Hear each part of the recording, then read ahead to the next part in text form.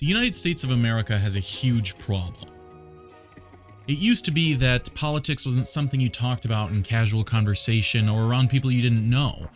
Nowadays, I see a lot of people reminiscing on that time and wishing we could go back to it, but it's hard not to talk about politics when everything is political. From inflation to climate change to celebrities getting involved in politics and political positions creeping into every form of entertainment, you can't really talk about anything without the opportunity for the conversation to turn political. Most political discourse is either about a broad social issue that people want changed without ever actually offering a solution that makes any sense, or it's a basic take on a nuanced geopolitical issue that was spoon-fed by mainstream media or big talking heads on the internet. Today I want to talk about districting in the House of Representatives because it's something that I think a lot of people don't understand that well, and it's really important, and it exposes a major flaw with the way the United States system works as it is. The House of Representatives is something I was taught about when I was in school, but ultimately I didn't really understand it that well until doing research for this video, and I still don't understand it as much as I could. Here's how it works for those of you who don't know. Each state is broken up into districts, with each district having roughly 760,000 people. Each one of those districts will elect a representative every 2 years who will represent them in the House of Representatives, the lower body of the United States Congress.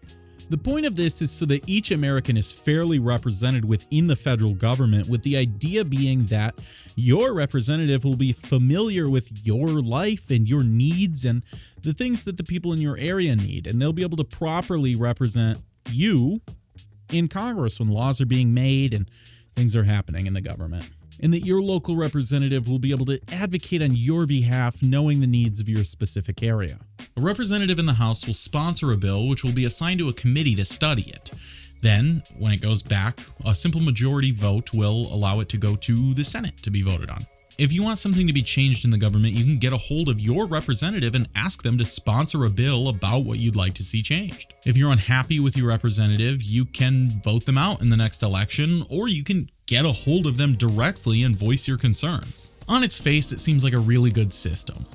This map is divided up in a way where, for the most part, each area consists of people living in similar situations. But the problem comes when you look at the map like this. This is how it actually works. The problem with this map and the actual way it works is that it isn't split up by people who elect a representative and that representative represents them. It's split up into areas that represent a political party and not the people who live there. Oftentimes when a congressional map gets changed, it's about keeping one party or the other in power. Unfairly redistricting in this way is called gerrymandering. On the screen you can see a good example of the different types of gerrymandering. This graphic is one that I haven't seen a whole lot that I actually like more than a graphic like this, which you've probably seen more of before. While neither of them tell the whole story, the reason why I like this graphic better is because it does a better job spreading the voters out around the area. The second image implies that a majority should always win, which isn't necessarily the case. Districts should not be drawn with political party association in mind. That's what we're trying to avoid. And the second image might make you think that that's the only fair way to group everything together is by political party. For many people, the only knowledge about gerrymandering they have is from graphics like these, so they'd see a map like this and think that it has to be gerrymandered because of the way it looks. And while I'm not going to say that this map is drawn perfectly by any means, a well-drawn map is going to look more similar to this than anything else. I'll often hear people argue that we should just grid out each state to make it fair, and while I don't want to criticize anybody who has said that because it's coming from a place of trying to fix things, and I definitely don't want to discourage anybody from coming up with ideas, that idea is deeply flawed.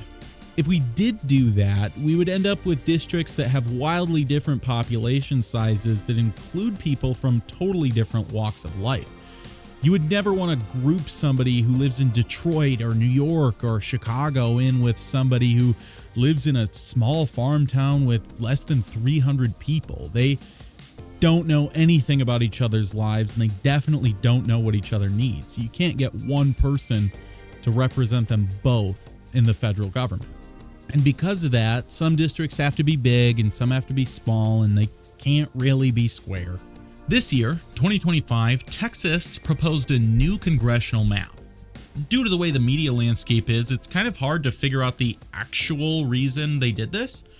While getting more seats in Congress always plays a role, Texas claims that the reason they're doing it has to do with grouping people better together, splitting less counties, and redistricting because of the influx of people moving there that they've had since 2020.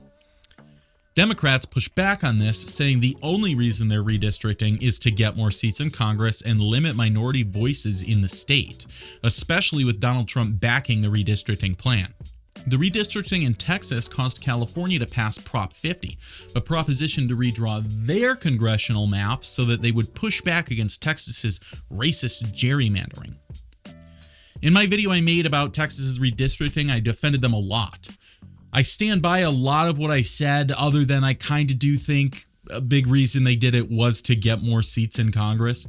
But I stand by the broad strokes of what I said about what should and shouldn't be considered in the drawing of congressional lines. The difference, in my opinion, is that we can never truly know exactly why Texas redistricted because of the way the media is, and because even if they were doing it just to get more Republican seats in Congress, they're not going to say it.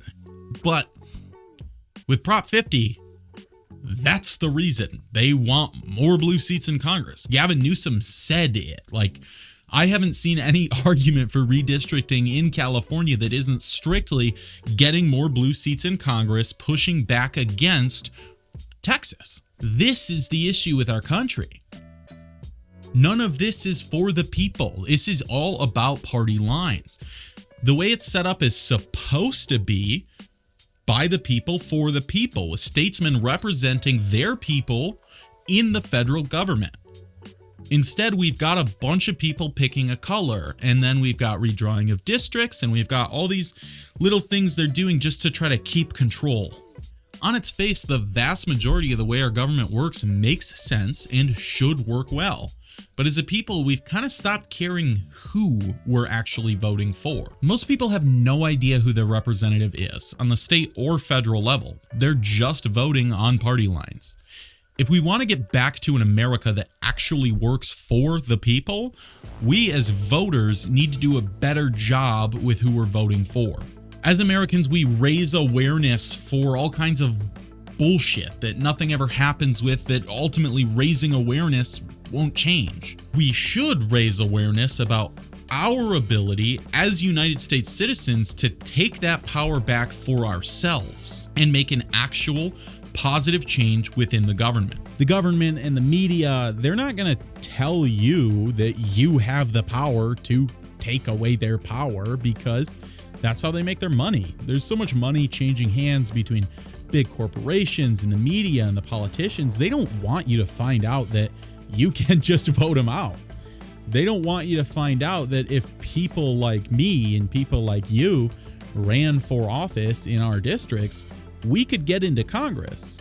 If everybody knew that we could get into Congress, if everybody thought it wasn't pointless to vote independent or third party, we could get there. And as statesmen, as regular American citizens just trying to make the country better, we'd be able to pass common sense laws that should make sense, that the government should pass. I mean, why do we have multiple item bills to vote on, where you've got this bill stacked with a bunch of fluff, and then they give it a fucking name based off of one of the things in the bill, and you're the devil if you don't vote yes on that, because what the fuck? What the fuck is wrong with you? I mean, it's all ridiculous. The requirements for running for the House of Representatives are so few, most of us could do it.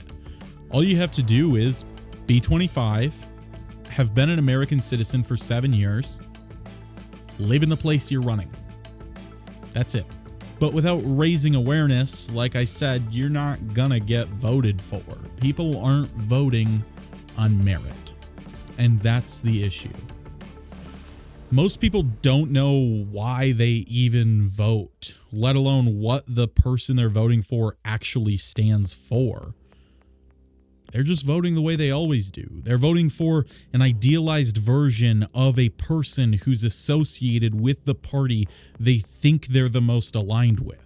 If we paid better attention to the people who are running and better attention to why we were voting, and regular everyday people ran for these positions, the entire government would shit themselves knowing they didn't have any power anymore.